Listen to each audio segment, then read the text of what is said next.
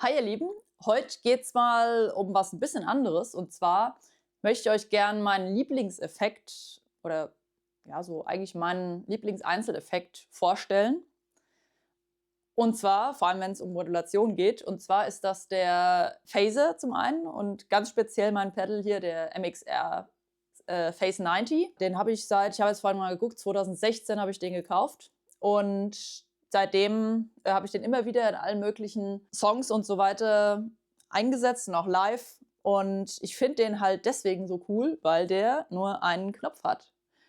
Und dieser Knopf, das werden wir heute sehen, der kann unheimlich viel. Also wirklich, ich finde es eigentlich allgemein ganz cool, wenn Pedals nicht so viele Einstellmöglichkeiten haben und trotzdem so viel können. Also man könnte ja sagen, okay, er hat einen Knopf und ist so ein One-Trick-Pony, der kann eine Sache richtig gut und alles andere benutzen wir was anderes für.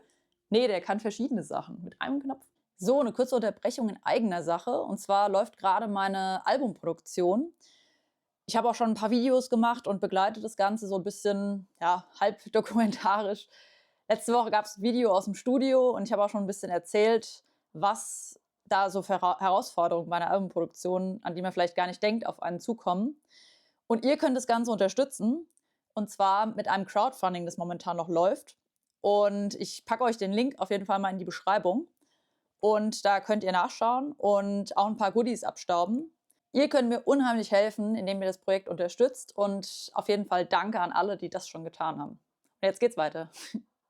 Da gibt es zwei verschiedene Versionen. Ich habe hier den sogenannten Script. Ich weiß nicht, hoffentlich fokussiert er da richtig. Schauen wir dann mal. Es gibt auch den Block, den kennt ihr vielleicht eher vom Sehen. Den blende ich euch ja mal ein. Der hat eben eine andere Schrift. Dadurch unterscheiden die sich optisch. Umgangssprachlich, ich glaube, der heißt offiziell irgendwie 90s, Phase 90 Custom Shop. Inoffiziell oder umgangssprachlich ist das der Script und das andere ist der Block. Dann gibt es auch noch den Phase 100. Ich habe, als ich mich für einen entscheiden musste, mal alle drei gegeneinander probiert und bin dann nachher bei dem hier gelandet, weil es irgendwie so der wärmste war. Der hat mir am besten gefallen. Und beim Phase 100 das waren mir schon irgendwie zu viele Einstellmöglichkeiten für das, was ich mit dem Ding eigentlich machen will. Und zwar diese Phase-Rate kontrollieren. Und zeigen möchte ich euch das mal. Ich bin heute mal ein bisschen erstmal analog unterwegs und danach auch wieder über ein FM3. Erstmal steckt der in meinem trusty old Orange hier. So, jetzt das Bild richtig dahin. Nachher stimmt wahrscheinlich wieder gar nichts. Aber ihr seht immerhin mal den Amp hier. Genau, mein TH30, auch sehr geil. Der hat auch nur wenig Einstellmöglichkeiten. Der hat 2 Channels. Aber das ist eigentlich eine andere Geschichte. Das mache ich vielleicht nochmal wann anders. Wir haben einmal den Dirt Channel, das ist der Crunch Channel, und dann eben den Clean Channel. Wobei jetzt Orange auch nicht so berühmt dafür für seine Clean Channels unbedingt ist, aber ich find den trotzdem super cool und habe auch schon den immer wieder live eingesetzt. Genau, und dann gehe ich in den Torpedo Captor X, weil also Amp in the Room ist hier gar nicht zu machen, dann steigen wir die Nachbarn komplett aufs Dach.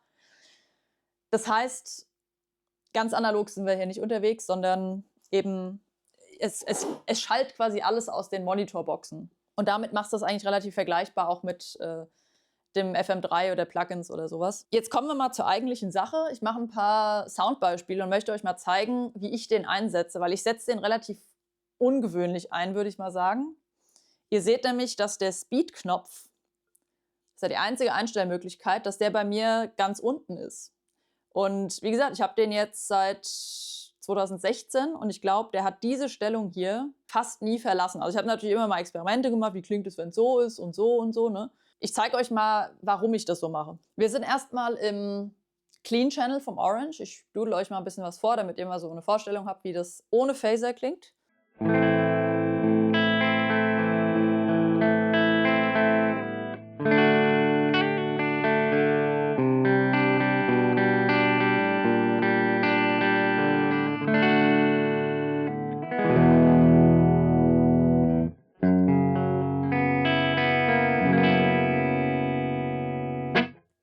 Das wäre jetzt ohne Phaser. Jetzt zeige ich euch erstmal, wie das Ganze mit leicht eingestelltem Phaser klingt. Also es ist wirklich praktisch, es geht nicht ganz aus, also der ist immer an, solange der Effekt an ist.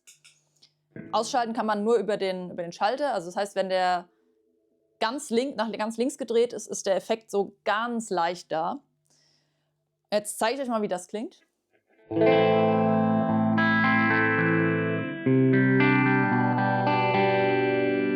Gerade nochmal ohne.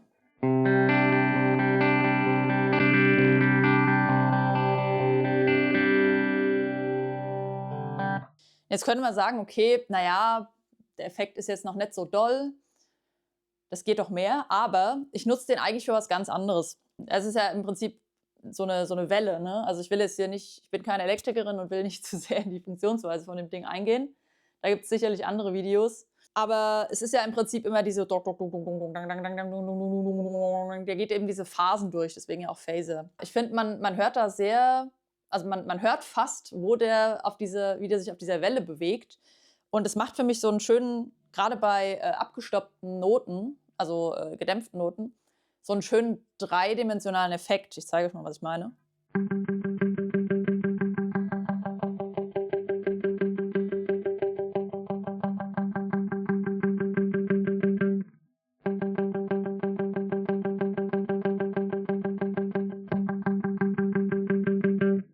Und das hat zum Beispiel dazu geführt, dass ich folgendes Riff gemacht habe. Das ist von einer alten Band von mir. Das heißt, der Song heißt Fool for You. Riff geht so.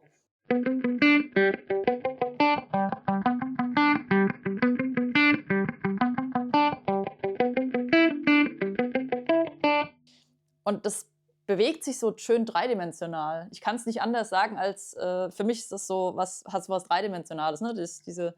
Für mich funktioniert dieser Effekt und diese Einstellung bei so Repeating Riffs, die immer ein bisschen gleich sind, funktioniert es wunderbar. Also abgestoppte Repeating Riffs, so würde ich das vielleicht sagen. Weil da sich der Effekt eben sehr gut entfalten kann. Ne? Man hört genau, mal klingt das Riff so und dann klingt es wieder so und dann klingt es wieder so. Ich habe auch mal neulich aus Versehen bei einem Live-Gig, wo eigentlich kein Phaser drin sein sollte, bei so einem Riff von mir aus Versehen den Phaser-Effekt eingeschaltet und ich fand es total geil und überlege, ob ich das vielleicht jetzt immer so mache.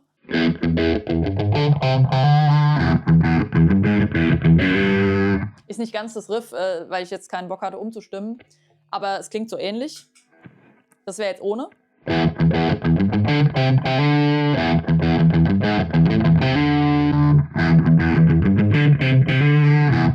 Da kann man nicht den ganzen Song durchmachen. Das ist sicherlich auch nicht die Lösung für die ganze Zeit. Aber mal so als, keine Ahnung, nach der Bridge oder was auch immer, als Effekt ist das eigentlich ganz cool. Im gleichen Song kommt dann auch noch das hier.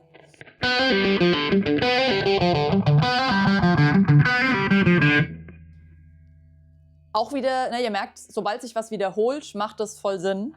Zum Beispiel auch.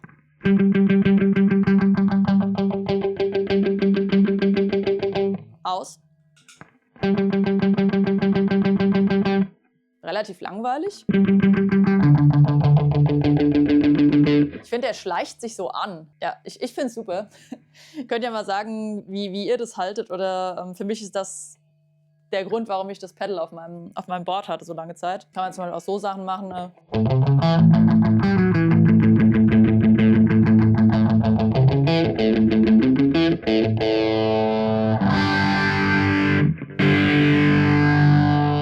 Ja, wenn man lange Töne anschlägt, ist der so, ja, naja, macht nicht so viel.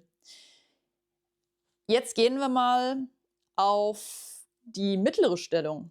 Auch hier sind wir zuerst wieder clean. Ich spiele wieder was ganz Ähnliches, damit ihr das ganz gut hört, den Unterschied.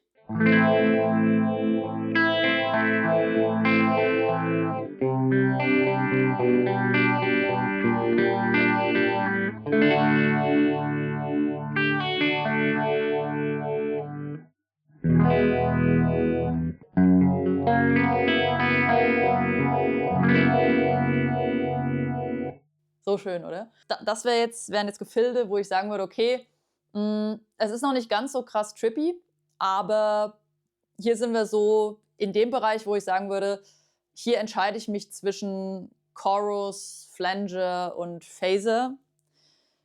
Chorus hat für mich immer so ein bisschen was Schimmerndes, wenn ich dem Song so ein bisschen, ja, so Heaven-like irgendwie so himmlische Chöre dazu geben will, wie in den 80ern oder so, die ich leider nicht miterlebt habe. Ein Phaser hat dagegen eher so einen eben geometrischen 3D-Effekt, auch wieder dieses, dieses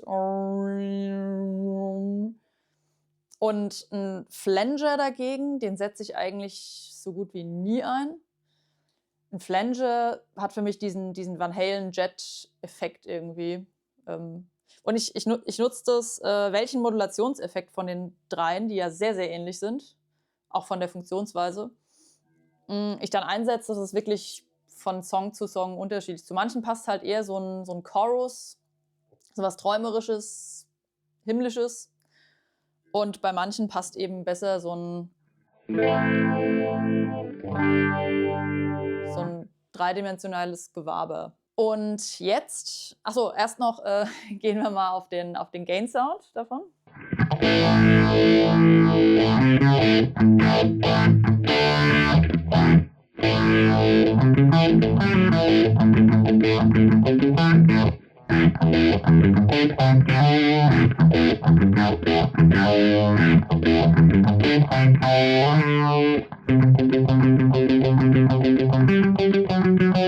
Das klingt mir schon zu gematscht. Also das ist irgendwie, das würde ich jetzt nirgendwo einsetzen. Es gibt sicherlich Leute, die setzen das ein.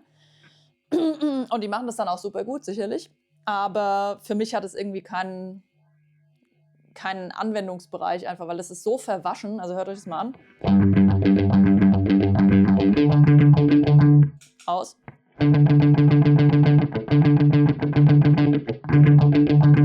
Nee, also da hört es für mich dann irgendwie auf. Mittelstellung finde ich für Cleans gut. Und jetzt bin ich auf die nächste Extremstellung gegangen. Da haben wir gesagt, einmal ganz aus, dann so mittig und dann habe ich jetzt mal die ganz extreme Einstellung gewählt, also quasi 100%. Natürlich gibt es auch alles Mögliche dazwischen, aber das wäre mir jetzt zu ausführlich gewesen. Das klingt dann so.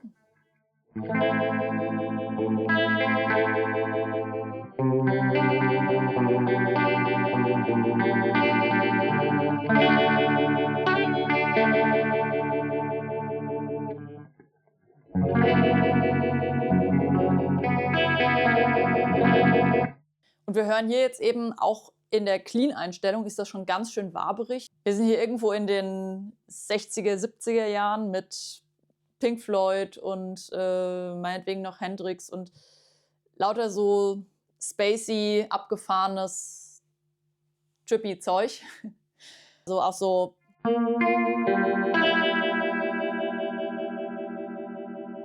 also lange liegende Töne funktionieren damit wunderbar. Alles andere finde ich da ein bisschen zu stressig. Und jetzt gehen wir auch mal wieder hier auf den Gain-Kanal. Ihr könnt euch aber vorstellen, wie das dann klingt, ne?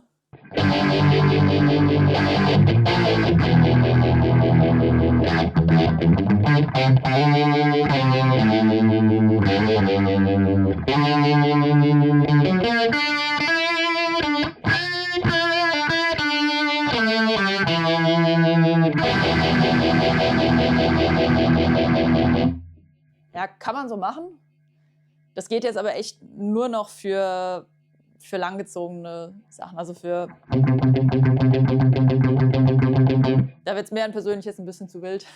Also kleines Zwischenfazit. Je weniger das Tempo ist, je weniger Speed und je weiter der Knopf auf der linken Seite ist, desto mehr kommt der Effekt zur Geltung, wenn wir kurze, abgestoppte Sachen mit auch vielen Noten spielen. Und je mehr wir uns dann auf die 100% zubewegen, kommt für mich der Effekt am meisten raus, wenn lange Noten gespielt werden, lange Akkorde zersetzt werden, dann klingt das für mich gut. Und so würde ich es auch einsetzen. Wie gesagt, meine Lieblingsstellung ist einfach dieses Dreidimensional. Das finde ich halt sausuper. Ich zeige euch jetzt noch schnell, wie ihr das Ganze so ein bisschen nachbauen könnt oder wie ich mir das auch live nachbaue. Weil ich nutze ja, wie gesagt, nicht mehr unbedingt ein Amp und ein Pedalboard auf der Bühne, sondern eben den FM3, weil den kann man im Zug transportieren. Das ist einfach viel weniger Schleppaufwand. Also praktische Gründe einfach. Und wahrscheinlich haben die meisten von euch jetzt auch keinen Phase 90 da rumliegen, sondern irgendwie in einem Plugin oder in einem, was auch immer ihr spielt für einen Modeler. Meistens gibt es sogar ein Script, der genau danach gemodelt ist. Müsst ihr mal schauen. Ja, ich zeige euch jetzt einfach mal, was ich da so nachgebastelt habe. So, herzlich willkommen im FM3 Editor.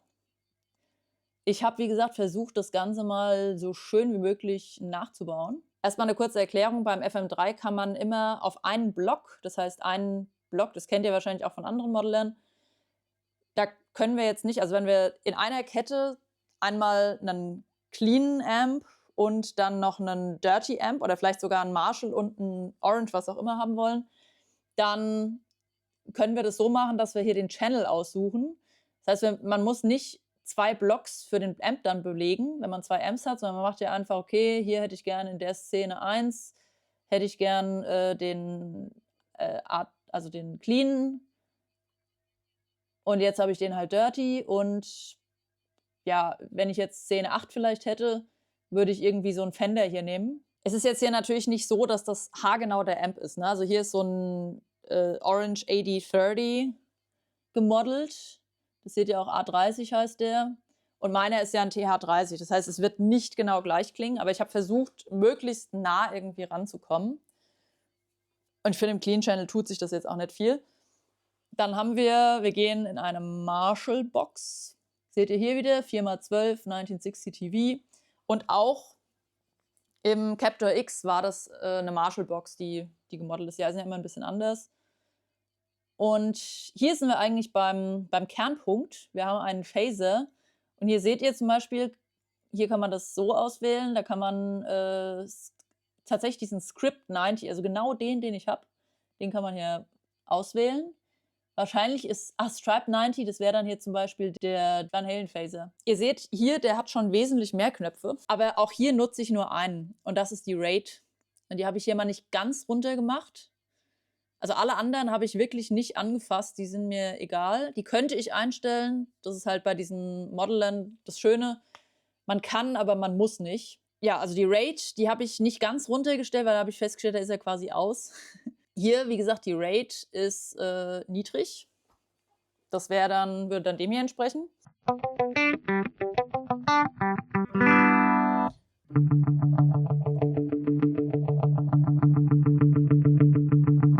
Ja, hätte ich vielleicht ein bisschen höher noch einstellen können sogar. Ja, aber passt auf jeden Fall. Der Effekt ist so ein bisschen da. Jetzt gehen wir mal auf die Szene hier.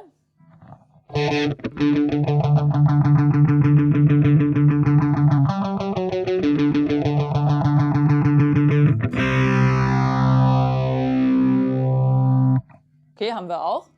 Da war der Effekt jetzt ein bisschen stärker.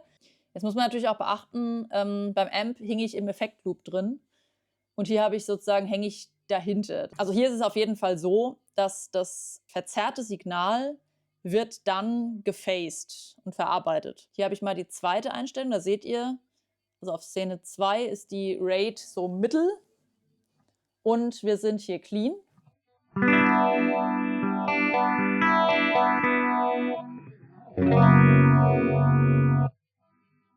Hier dann nochmal mit ein bisschen Dirt.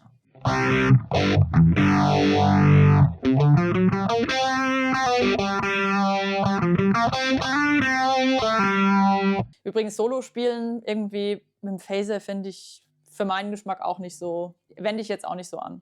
Und zu guter Letzt noch die höchste Einstellung.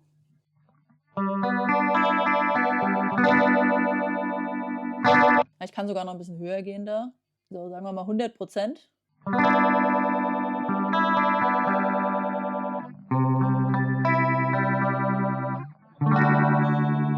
Der wird sogar noch ein bisschen extremer als der Originale, finde ich. Ja, und hier geht es dann los. Ne? Das ist dann der Dirt Channel mit.